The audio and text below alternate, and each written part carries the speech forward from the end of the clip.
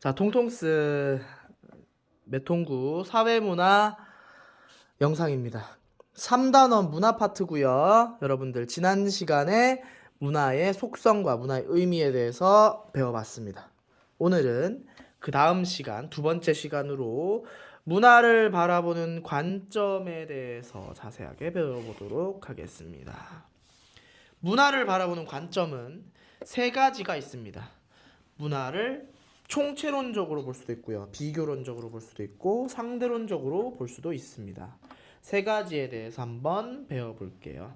설명을 하기 쉬우려면 쉬운 설명을 위해서는 비교론적 관점부터 설명하겠습니다. 문화를 바라볼 때 비교론적 관점으로 본다는 것은 문화를 비교하면서 본다는 거예요. 쉽게 말해서 문화를 비교하려면 두 가지 이상의 문화를 봐야겠죠. 예를 들어 우리나라의 음식 문화를 비교론적 관점으로 바라보고 싶다라고 한다면 우리나라의 음식 문화와 일본의 음식 문화를 비교하는 겁니다.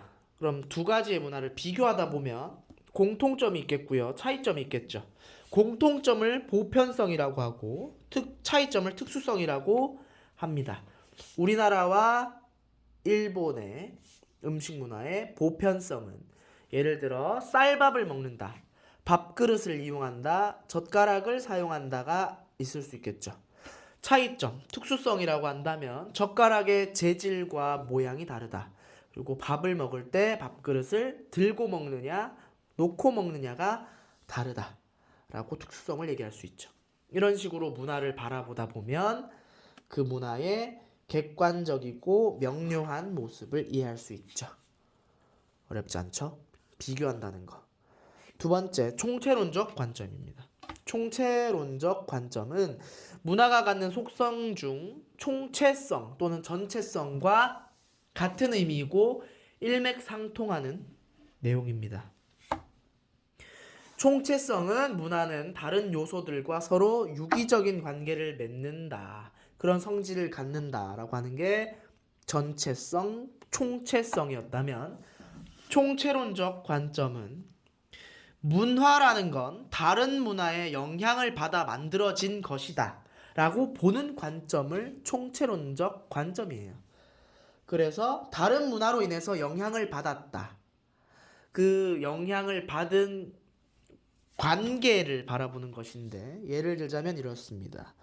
과거 백성이었던 사람들의 계급이 시민으로 바뀌게 되었어요. 이것을 시민혁명이라고 불렀죠.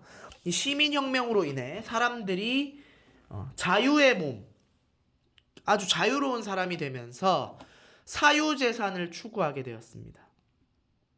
사유재산을 추구하게 되는 문화가 만들어지면서 돈을 벌기 위해서 노력하게 되죠. 사람들이 열심히 돈을 벌기 위해 노력하다 보니까 이제 여러 가지 발명품들이 만들어지게 되죠. 돈을 벌기 위해서 그렇게 만들어지게 된 것 중에 증기기관을 예로 들겠습니다. 증기기관으로 만들어진 기계의 대표적인 예가 실을 짜는 기계와 실로 옷감을 만드는 기계죠. 방적기와 방직기인데 이 방적기와 방직기로 옷을 만들게 되면 기존의 손으로 뜨개질로 만드는 것보다 훨씬 빠르고 많이 만들 수 있죠. 이러한 문화가 만들어지면서 이 방적기와 방직기를 대규모로 크게 공장에서 돌리기 시작합니다.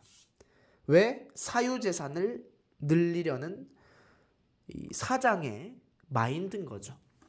그러면 이 사람은 공장을 돌리기 위해서 노동자를 모집할 테고 또 공장이 잘 팔리기 위해서 옷이 잘 팔리기 위해서는 교통이 편리한 도시에 발달을 할 겁니다. 공장이 도시에 입점하면서 노동자를 모으니까 사람들이 공장으로 몰리게 되고 그 공장이 있는 도시로 몰리게 됩니다. 그럼 공장이 별로 없는 농촌에서 공장이 많이 있는 도시로 사람들이 이동하다 보면 농촌에는 젊은 사람들이 많이 줄어들고 도시에는 젊은 사람들이 몰리게 되겠죠.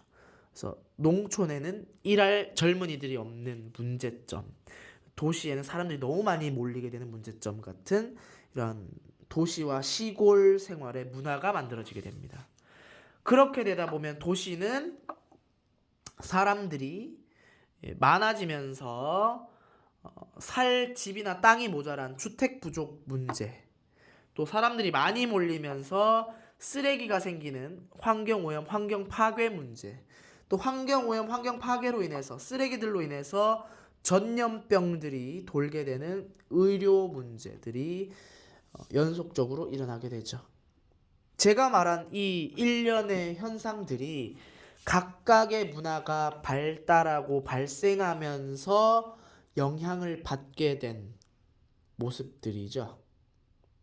즉, 문화는 서로 다른 문화에 영향을 주고받고 서로 관계를 갖는다. 또 영향을 주고받으면서 연쇄적으로 변한다라는 것에 초점을 맞춘 방식이라면 문화를 총체론적으로 바라본다라고 얘기할 수 있다는 겁니다. 그렇게 바라보게 된다면 지금 가진 이 문화가 다른 문화의 영향을 받았다는 것을 어렴풋이라도 알게 될 것이고, 그렇다 보면 문화를 왜곡되게나 편협하게 바라보지 않겠죠. 다른 요소의 영향을 받았다는 걸 알게 되니까. 자, 이게 총체론적 관점의 특징이고 의미입니다. 세 번째로 상대론적 관점은 문화를 상대방의 입장에서 바라보는 것을 이야기해요. 그 문화가 왜 발생하게 되었는지를 상대방의 입장에서 바라보는 관점이 상대론적 관점인데, 예를 하나 보겠습니다. 여기 보면 이 제주도의 똥돼지, 똥을 먹고 사는 돼지, 제주도의 화장실 밑에 살던 돼지가 똥돼지인데요. 이 영상을 뭘 먹으면서 보던 친구들한테 미안합니다. 여기 예시가 그렇게 되어 있네. 그 똥돼지가 생겨난, 그 문화가 생겨나게 된 배경에 대해서 자세히 설명되어 있습니다. 제주도는 밭농사 위주로 하고 있기 때문에 돼지를 많이 길렀다. 왜냐하면 돼지 똥이 거름에 중요하기 때문에. 그래서 돼지에게, 그리고 돼지는 똥이 가장 영양가 높은 음식이기 때문에 그 똥을 먹여서 기른 돼지를 이렇게 기르게 되었다라는 내용인데, 이 내용을 보면은 똥돼지 문화가 발생하게 된 배경을 그 제주도 사람들의 입장에서 쓴 것이죠. 이렇게 상대방의 입장에서 문화를 바라보는 관점을 상대론적 관점이라고 하고요. 상대론적 관점은 문화의 형성 배경을 파악하려고 하는 모습이 특징적입니다.